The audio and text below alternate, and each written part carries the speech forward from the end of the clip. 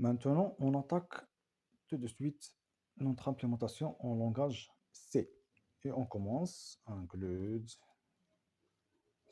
studio.h. Et bien sûr, on va séparer la logique de notre algorithme dans une fonction séparée de la fonction principale. Donc, on commence par définir sa signature, la signature de la fonction de tri. Tri a comme nom tri par insertion, qui acceptera, premier argument sera la table, deuxième argument sera la taille. On déclare la fonction principale. Et ici, après la fonction principale, on va définir notre fonction, la logique de la fonction. OK, qui acceptera, comme on a dit, notre argument, premier argument tableau et la taille, L. Bien. Alors, dans la fonction principale, on va définir notre tableau de 5 éléments. On va respecter le même exemple vu dans la vidéo précédente. 2, 4, 6 et la carte 1, si vous voulez. On va passer ces tableaux à notre fonction de tri. Et la taille sera 5. Et on va afficher le résultat. Afficher le tableau. OK. Avec une boucle for. On va passer de 0 et inférieur à la taille. Et plus. OK.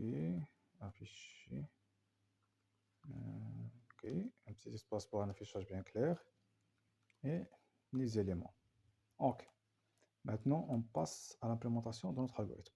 On commence, comme on a vu, si vous avez bien vu, si vous avez vu la vidéo précédente, c'est similaire au langage Python. On a commencé avec la boucle principale, for i int i égale, et si vous vous souvenez bien de nos explications, on a dit que ce tri par insertion commence toujours à partir de l'élément 2. Il considère toujours que l'élément 1, comme il est bien trié, il est bien placé. Et l'élément 2, ou bien la carte 2, a comme indice 1. Et cette boucle, la boucle principale, va parcourir les éléments à partir du deuxième élément jusqu'au dernier. Donc, I représentera l'indice de la carte souhaitée triée. I inférieur à la taille, I plus pour l'incrémentation. Donc, on commence à définir, on définit une variable temporaire qui recevra, qui stockera la valeur de la carte à trier. Il aime donc la valeur c'est table I. Donc, c'est la valeur de la table en cours. On va définir aussi notre variable appelée G qui est égale à I moins 1. Et ce G, comme on a déjà dit, il va nous servir à parcourir les cartes situées à gauche de la carte souhaitée trier, c'est-à-dire les cartes à comparer. Par exemple, si on veut trier la carte 1, donc G va commencer à partir de 6, puisqu'on va comparer 1 avec 6, point 1 avec 4, point 1 avec 2, et ainsi de suite. La boucle de comparaison, si vous voulez, ou plus précisément la boucle de déplacement, comme on a déjà dit, les cartes supérieures vont être déplacées à droite. Donc, on va définir deux conditions pour réaliser le déplacement. Première condition, tant que G égale supérieur ou égal à 0, c'est-à-dire tant qu'il y a des cartes à comparer, tant qu'il y a des cartes à gauche. Et tant que table G, c'est-à-dire la carte précédente, est supérieur strictement à la carte actuelle. On doit faire ce déplacement. Donc, le déplacement est une affectation comme on a vu. De quoi? Comme G représente l'indice de la carte de comparaison, la carte à trier, c'est G plus 1. Et donc, cet emplacement-là, recevoir la carte juste après d'elle. Juste avant d'elle, pardon. Juste avant d'elle. G. Par exemple, nous sommes ici.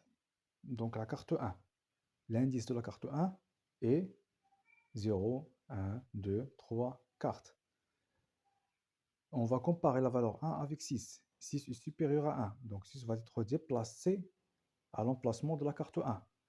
6 a comme indice, si l'indice de 6 est J, donc l'indice de cette carte sera J plus 1. C'est la logique qu'on va adopter.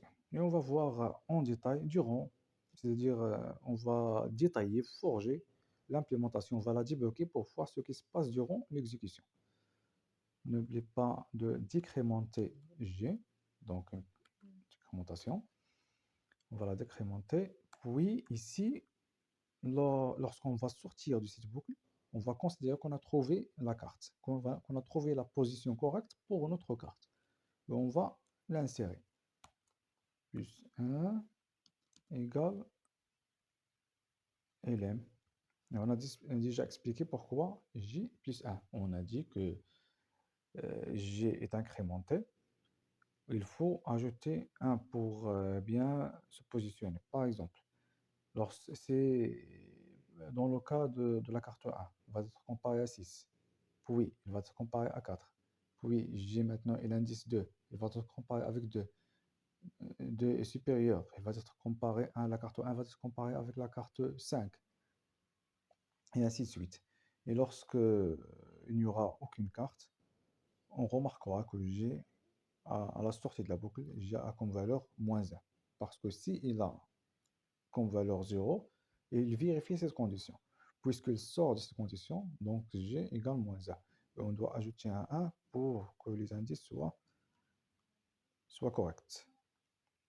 Et maintenant, on n'a pas besoin de retourner notre table puisqu'on a fait un passage ici par référence.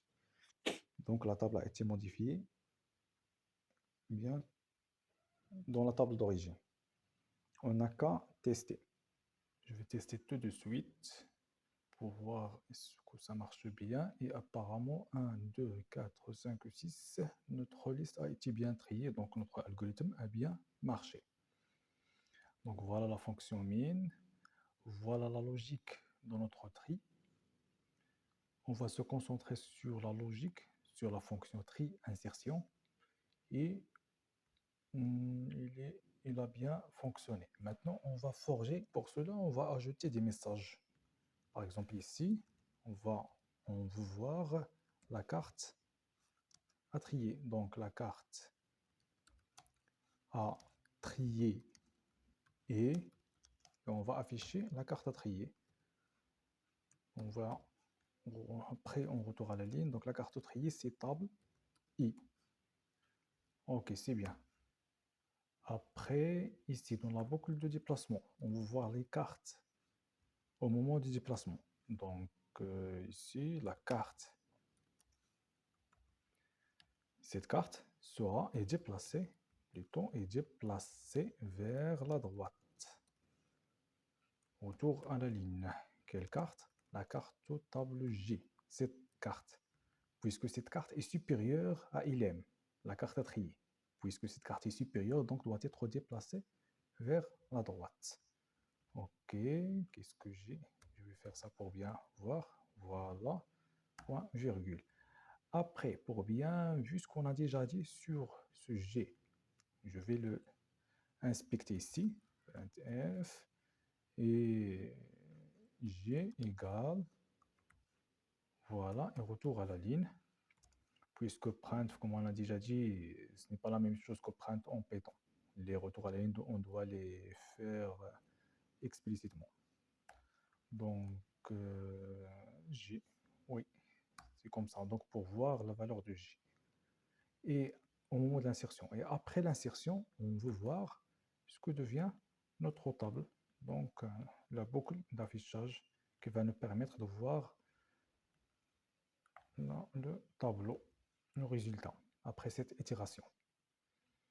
Et ici, je vais aussi utiliser un petit message, disons, c'est l'itération, par exemple, itération, de points, et on voit quelle itération? CI. Donc, l'itération, c'est la carte actuelle, donc CI. Et ici, je vais ajouter, juste pour clarifier l'affichage, un séparateur, par exemple, Retour à la ligne et on va séparer avec cette ligne. Je crois que c'est bon. Itération, la carte est triée et la carte est déplacée vers la droite. La valeur de G, pour vous le voir bien, pour bien comprendre, puisqu'on a dit que ce J, après cette boucle, il y a deux possibilités. Soit qu'il ne reste aucune carte à trier, et donc J vaut -1, c'est pour ça qu'on doit incrémenter, soit cette carte, table J, est inférieure à Ln. Et dans ce cas-là, J pointe vers la carte inférieure. Et nous, on va insérer cette carte juste après. Donc, on doit aussi incrémenter. Dans les deux cas, on doit incrémenter. On va voir ça en clair. Maintenant, on va lancer notre algorithme, notre programme. J'espère que tout va bien, sinon on corrigera les erreurs. Et voilà, c'est l'itération 1. Voilà, nous sommes dans l'itération 1. On a dit on commence toujours à partir de la carte 2, comme vous voyez. La carte 2 est comparée avec la carte 5, et la carte 5 est supérieure. Pour bien voir ça, voilà, la carte 5 est supérieure, donc la carte 5 est déplacée vers la droite. Et comme il ne reste aucune carte, vous voyez que J maintenant vaut -1. Et on l'incrémente pour insérer la carte 2 au début de la liste. On passe à l'itération 2 et on compare la carte 4 avec 5. 5 est supérieur, donc doit être déplacé vers la droite. Il va être comparé avec 2. Non, 2 est inférieur. Et comme vous voyez ici, J égale 0. C'est l'indice de la carte inférieure. Non, on voulait, je tiens l'insérer après cette carte. Et voilà. L'itération 3, la carte 6, elle est considérée comme bien triée. Aucun déplacement, comme vous voyez ici. Aucun déplacement, comme vu dans l'exemple précédent, déjà expliqué dans la vidéo précédente. Pour la carte 1, elle est comparée avec 6. 6 sera déplacé. Avec 5, 5 est supérieur, donc doit être aussi déplacé. Il est comparé avec la carte 4. Même chose, pardon. Donc la carte 4 doit être aussi déplacée vers la droite. La même chose pour la carte 2. Et la carte 1 va être insérée, ou bien l'élément 1 va être inséré au début de la liste. Et donc, voilà le résultat. Notre liste a été bien triée. Donc, je crois que tout fonctionne comme prévu. S'il y a des questions, n'hésitez pas à les poser, je vous répondrai. Et je vous souhaite une bonne continuation, bon courage. À la prochaine pour une nouvelle vidéo. Et ça sera sur le tri à bulles. Donc, à bientôt, les forgerons.